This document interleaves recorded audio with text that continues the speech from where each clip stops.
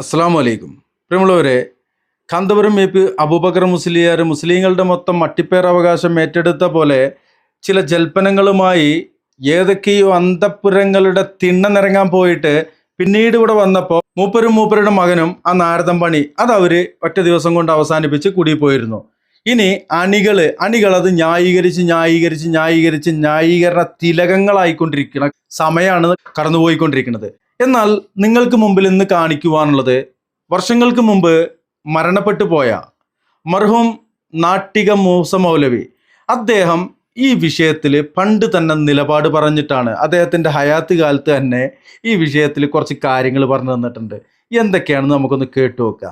അപ്പം നിങ്ങൾക്ക് മനസ്സിലാകും ഈ പറയപ്പെട്ട കാന്തപുരാണോ പണ്ഡിതൻ, ഈ കാന്തപുരാണോ മുഫ്തി. ഏത് മുഫ്തി? ഇന്ത്യയുടെ ഗ്രാൻഡ് മുഫ്തി. കേട്ടോക്കാ നിങ്ങൾ. നാട്ടിക മൂസ മൗസലിയാര് അത് വളരെ വ്യക്തമായി തന്നെ പണ്ട് കാലത്തെ പറഞ്ഞു വെച്ചിട്ടുണ്ട്. ഇപ്പൊ ചില ആളുകൾക്ക് അത് ന്യായീകരിക്കുമ്പോൾ വലിയൊരു സുഖം കിട്ടുന്നുണ്ടെങ്കിൽ ഇതും കൂടിയാണ് കേട്ടങ്ങളെ സുഖം ഒന്നും കൂടിയാണ് കൂടും. കേട്ടോക്കാണി. സുഖം വരുമ്പോ കൂക്കാൻ മറക്കരുത് കേട്ടില്ലേ. ഗൗഡ വന്നാൽ ഗൗഡനെ സ്വീകരിക്കും, വാജ്പേയി വന്നാൽ വാജ്പേയിനെ സ്വീകരിക്കും, അന്തോണി വന്നാൽ അന്തോണിനെ സ്വീകരിക്കും, കരുണാകരൻ വന്നാൽ കരുണാകരനെ സ്വീകരിക്കും. സാക്ഷാൽ സ്വർഗത്ത് പുറത്താക്കപ്പെട്ട ഇബിലീസ് പ്രധാനമന്ത്രിയായ ഇബിലീസിനെ സ്വീകരിക്കും. അല്ലേ? മൂപ്പർക്ക് പേപ്പറിൽ പോട്ടം വന്നാൽ മതി. സുന്നത്തിയമായത്ത് എന്നാ സംരക്ഷിക്കപ്പെടും. ദീനല്ലേ അള്ളാന്റെ ദീന്. ഇപ്പൊ അത്ര തന്നെ അല്ല, അന്നത്തെ അത്ര. എന്താ ലാഭല്ലാന്ന് അവർക്ക് തോന്നി. കാരണം ആരാ ഭരണത്തിൽ വരുന്നു അവരൊക്കെ സ്വീകരിക്കാൻ പോകുന്നു. ഇവർക്ക് പിന്നെ തിരിഞ്ഞ് അന്ന് ഇവർക്ക് തിരിഞ്ഞിട്ടില്ല. ഇപ്പൊ മനസ്സിലായില്ലേ? അതായത് ഭരണത്തിൽ ആരാ ഇരിക്കുന്നത്, നമ്മളെ കാര്യങ്ങൾ നടക്കണം.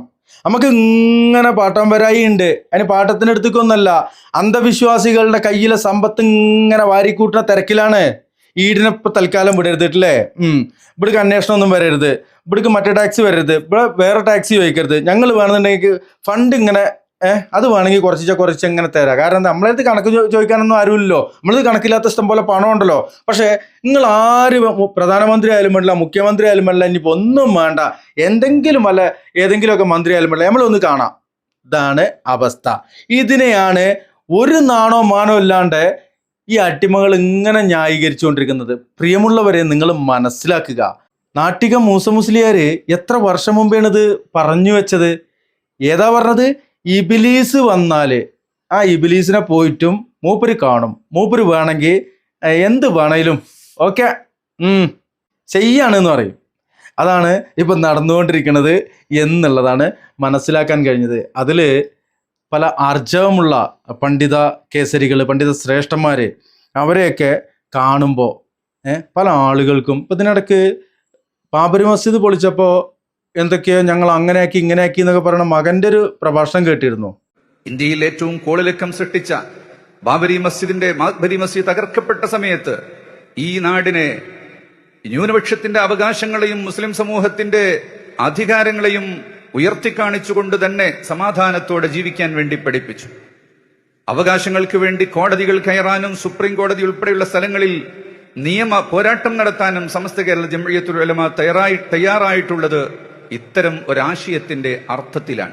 എന്നാൽ അവസാന വിധി വന്നപ്പോൾ ബാബരി മസ്ജിദിനെ കുറിച്ച് വിധിയിൽ വിശാലമായി മുസ്ലിങ്ങൾക്ക് അവകാശപ്പെട്ടതാണെന്ന് പറഞ്ഞുകൊണ്ടും എന്നാൽ ഇപ്പോൾ നിങ്ങൾക്കില്ല എന്ന അവസാനമായ വിധി വന്നപ്പോഴും നാം സമാധാനത്തോടെ നിൽക്കണം എന്ന് മതത്തിന്റെയും ദീനിന്റെയും അടിസ്ഥാനത്തിൽ ഈ സമൂഹത്തെ ഉണർത്തിച്ചുകൊണ്ട് ഇവിടുത്തെ സാമൂഹിക അന്തരീക്ഷത്തെ സമാധാനപരമായി നിലനിർത്തുന്നതിൽ സമസ്ത വഹിച്ചിട്ടുള്ള പങ്ക് ചെറുതൊന്നും അല്ല.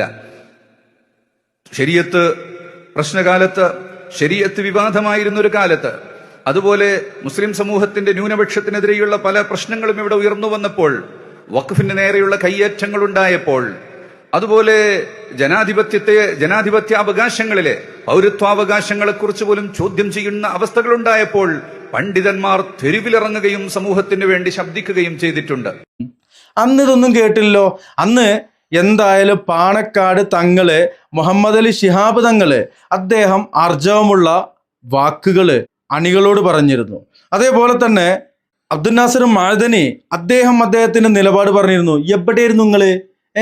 അന്ന് അബ്ദുൽ ഹക്കീം അസരി കുട്ടികളൊപ്പം മുണ്ട് കളിക്കാൻ പോയിരിക്കുകയായിരുന്നോ?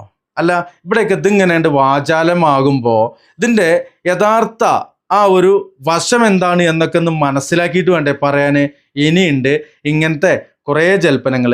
അതിനിടക്കാണ് മറ്റേ വാഴപ്പിണ്ടി പോലെ ഇരിക്കുന്ന ഒരു ചങ്ങായി ഉണ്ടല്ലോ, എന്താണ് ആ ഒരു മറ്റേ ഫിലിപ്പ് മമ്പാടിന്റെ ആ നാട്ടുകാരനാണ് തോന്നുന്നുണ്ട്, വഹാബ് മമ്പാട് വേറെന്തൊക്കെ പറയുന്നുണ്ട്, പുറുപുറുപുറുപുറൂന്ന്. കേട്ടോ കാണി. വഹാബി പൗരോഹിത്യം. കാന്തപുരം ഉസ്താദ് ഇന്ത്യൻ മുസ്ലിമീങ്ങളുടെ പ്രശ്നങ്ങളെല്ലാം എണ്ണി ഇന്ത്യൻ പ്രധാനമന്ത്രിയുടെ മുമ്പിൽ അവതരിപ്പിച്ച് പുറത്തു വന്ന് പ്രധാനമന്ത്രിയിൽ നിന്ന് കിട്ടിയ പോസിറ്റീവായ നിലപാടുകളുടെയും അഭിപ്രായങ്ങളുടെയും പശ്ചാത്തലത്തിൽ ഇന്ത്യൻ മുസ്ലിമീങ്ങൾ ഈ രാജ്യത്തിന്റെ ഭരണഘടനയുടെ പശ്ചാത്തലത്തിൽ സുരക്ഷിതരാണ് എന്ന അർത്ഥത്തിൽ നടത്തിയ ഒരു പ്രസ്താവനയിൽ കയറി പിടിച്ചുകൊണ്ട് കാന്തപുരം ഉസ്താദിന്റെ രക്തം കുടിക്കാൻ രംഗത്ത് വന്നിരിക്കുക. ഇത് വേറെ ചാനലിൽ വേറെ വീഡിയോയിൽ വന്നതാണ്, എങ്കിലും ഇതിന്റെ കൂട്ടത്തിൽ ഇതും കൂടി ഒന്ന് കാണിക്കണം എന്ന് തോന്നിയുകൊണ്ട് കാണിച്ചു എന്നേ ഉള്ളൂ. ഓക്കെ പ്രിയമുള്ളവരെ, എന്തൊക്കെ ആരൊക്കെ എങ്ങനെയൊക്കെ ന്യായീകരിച്ചാലും കാന്തപുരം AP അബൂബക്കർ മുസ്ലിയാർ അയാളുടെ അഭിപ്രായം പറഞ്ഞിട്ട് അയാളുടെ വീട്ടിൽ പോയി ഇരിക്കുകയാണെന്ന് വെച്ചാൽ കുഴപ്പമൊന്നുമില്ല. അയാൾ വലിയ മുസ്ലിങ്ങളുടെ ഭയങ്കര മറ്റേ എന്താണ് ഗ്രാൻഡ് മുഫ്തിയോ ഗ്രാൻഡ് മുത്തിയോ ഗ്രാൻഡ് മുത്താത്തതോ അങ്ങനെയൊക്കെ പറഞ്ഞു നടക്കുകയാണെന്ന് വെച്ചെങ്കിൽ അത് നമ്മൾ ചോദ്യം ചെയ്യും. അയാള് മുസ്ലിങ്ങളുടെ അട്ടിപ്പേർ അവകാശം ഒരു മുസ്ലിങ്ങളും കൊടുത്തിട്ടില്ല. ഇനി AP-കാരായിട്ടുള്ള 4-3 ആൾ കൊടുത്തു കുണിച്ചെങ്കിൽ ഓലും മൂപ്പരും കൂടിയാണ് നടന്നോളി. മുസ്ലിങ്ങളുടെ പേര് പറയണ്ട, APL എന്ന് പറഞ്ഞോളി.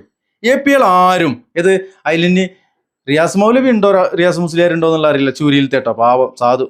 അള്ളാഹു പുറത്തു കൊടുക്കട്ടെ, അള്ളാഹു സ്വർഗം നൽകട്ടെ, ഷഹാദത്തിന്റെ പദവി നൽകട്ടെ. അക്രമികളായ ഇയാളുടെ സിൽബന്ദികളായ ആളുകള്, അവരുടെ അക്രമികളായ ആളുകൾ, ഒരു ഫഹദ് മോനുണ്ട്, അള്ളാഹുവേ അതുപോലെയുള്ള മക്കളെയൊക്കെ സംരക്ഷിക്കണേ. ഇതൊന്നും അറിയാത്ത എൻ്റെ അത്രയും വിവരമില്ലാത്ത ആളുകളാണോ ഈ മുസ്ലിങ്ങളുടെ അട്ടിപ്പേറും അവകാശം ഏറ്റെടുത്തുകൊണ്ട് നടക്കുന്നത്? എന്ത് വർത്താനൊക്കെയാണ് ചങ്ങായിമാരെ നിങ്ങൾ പറഞ്ഞുകൊണ്ടിരിക്കുന്നത്? റംസാൻ മാസത്തിൽ പാമ്പ് പോലെ പറയിപ്പിച്ചും. അള്ളാഹു പൊറുക്കട്ടെ. അസ്സലാമു അലൈക്കും വറഹ്മത്തുള്ളാഹി.